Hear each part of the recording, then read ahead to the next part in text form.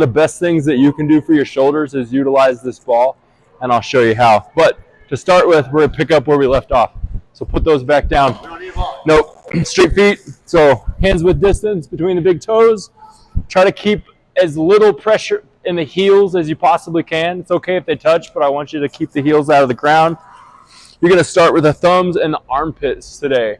We're doing with a tracer. So the tracers are going to be palms forward, palms back, palms forward, palms back. Kind of warm that up. Take a big deep breath to expand the rib cage. Expand and elevate. Trace thumbs down to hips, back up to the armpits. Show the palms up to the sky. Back down. So that's a full shoulder trace. What I want you to focus on, keeping the shoulder blades back and tucked. You'll feel it right here. It's difficult for you to hold it. Take a little tilt here, and same thing. Trace up, back down to the hips, up, back down. Just heating everything up in a line, trying to trace your thumb right along the midline, the lateral line of the body.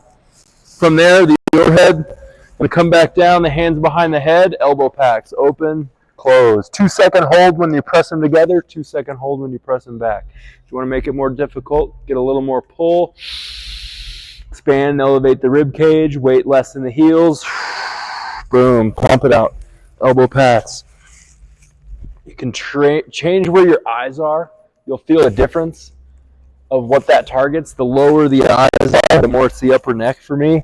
The higher the eyes are, the more I get that lower shoulder. I want to target that lower shoulder as much as possible. So eyes where the horizon, where the wall meets the ceiling, and then take the butt directly away from that. Close both hips together. And you're going to feel that last piece of that pull. Elbow from there. Elbows down. Boom. Hands out to the side. Underhand gyros. So up, back, and down. Other way. Up, back. Up, back, and down. Where? Here. Shoulder. Try to get the rib cage further forward. When you do that, you're going to get it more true. Boom. Just heating the tissues up. Boom. Okay, roll outs. Grab a ball. So that's the standing work, right? Shoop.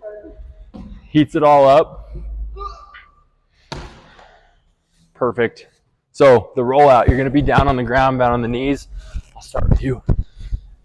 Hands here, starting with.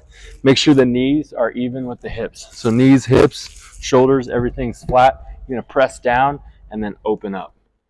So a lot of the forearm is just closing into the ball. Once you open that up, you're just going to roll it out and back towards you. Roll outs. One of the best bangs for your buck, the more you push into that ball and the more you pay attention to keeping the palms open and the elbows and the biceps tight to the body when they come back, and then lengthen it. You're going to get a lot of stretch down and below. Best bang for your buck because pushing into that ball, it pushes back and you're getting your rocker work in. Be mindful. Toes, try to keep them touching or a little bit apart and keep the heels pointing away from the butt. So when you're rocking back, you should feel through this line in the hips and then press through that ball. Last week we did a gorilla reach. You can integrate that into this work. The other thing that's nice about this ball is it keeps the chest higher. When we're down here in this work, this just gets at a little better angle at the hips, so you get a little longer spine. Straight out. Yeah, better. Rather than trying to get an elevation, straight out. Good. Clean. Boom. From there, I'm going to come up, butt slightly off the heels. So it's here, float it. Underhand gyro, same thing we did standing. So it's more the hip centric now. You're holding the hip right where it is. Big expansive breaths, rib cage expansion. From there, elbow packs. Good work.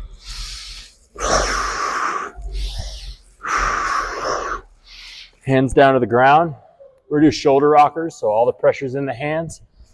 All the pressure's in the hands. Rocking forward and back.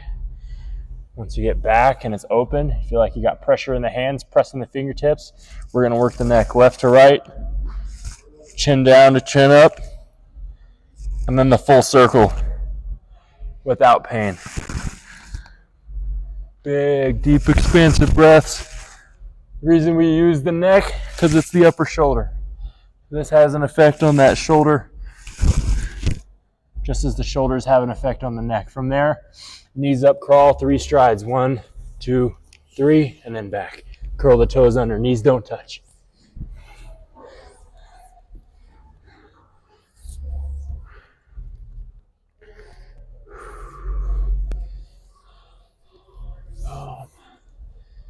Good work.